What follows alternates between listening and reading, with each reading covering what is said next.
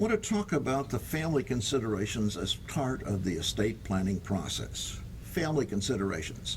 This is something that they didn't teach us in law school, but over the years I've decided that these may be more important for many families than the laws that we have to deal with. One of the first considerations that I thought is the family changes. It's so easy when we think about doing an estate planning, writing a will, a trust, power of attorney, or some other estate planning documents, to think, my children are all doing well, my grandchildren are doing well, or come up with the families, and know who our children are and how they're doing at this time. However, it's a great deal, it's very difficult to think about how the family may change. Frequently, we find a person would outlive one of their children. In fact, I looked it up several years ago. My wife and I have 4 adult children, and the chances are of either my wife or me going to one of our children's funerals is 78%. Now that's very shocking, but if you think back a little bit of the funerals we've gone to in the past and what you've gone to, how many times was there a parent in attendance? Families change. We generally think that people die out of order. The other way families change is we think our children are happily married. Sometimes we find out that we're the last to know that the happily married status that we thought about maybe didn't exist in everybody else's mind, and they get a divorce. And if I write a will giving something off to my son and my daughter-in-law, and they get a divorce, and I don't get around to changing my will, do you really think it's my intention to make that a gift to my former daughter-in-law? Those are things we need to think about when we do this.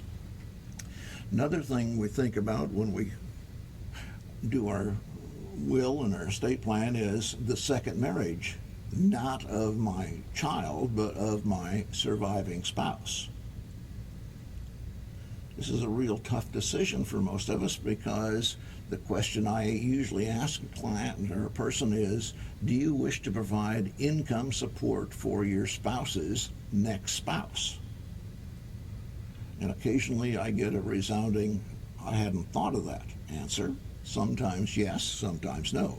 Makes me no difference. However, if you want to provide for your surviving spouse and the surviving spouse remarries, that's then an issue comes up. Do you want the surviving spouse, to use for their next spouse your property or not? Another issue we have is the special needs of our children and our spouse. Generally, when we think of special needs trusts, we think about handicapped children or grandchildren, physically, mentally, or emotionally handicapped.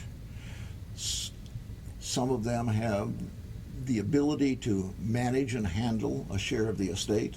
Some of them don't have the ability to spend their own money, but they don't have the ability to manage and invest and have a long-term view of how to handle an inheritance.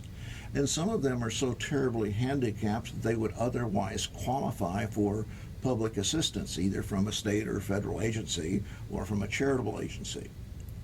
We want to make sure that we coordinate those special needs children, if we have any, or maybe potentially special needs grandchildren, so that we can provide them the best possible care.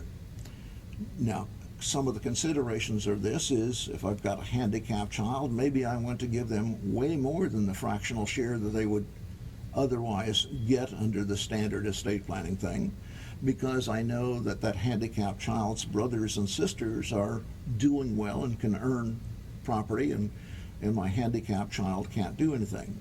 Maybe we need to put that handicapped child's funds into a trust so that it can be managed for his long-term benefit over the lifetime, rather than have them have the inability to manage it and save it and hang on to it for their later years. Maybe we don't want to give that handicapped child anything out of our estate. Why? Because the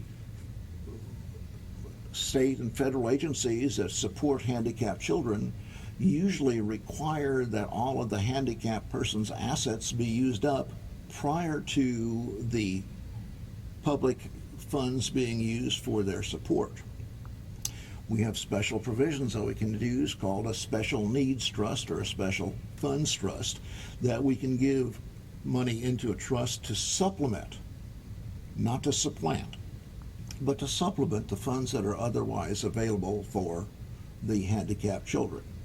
This is a very specialized area of the law, but I just wanted to bring it up because if there's a special needs child or grandchild or other beneficiary too in the family, you may want to think of how we can best provide some additional funds or support for that child.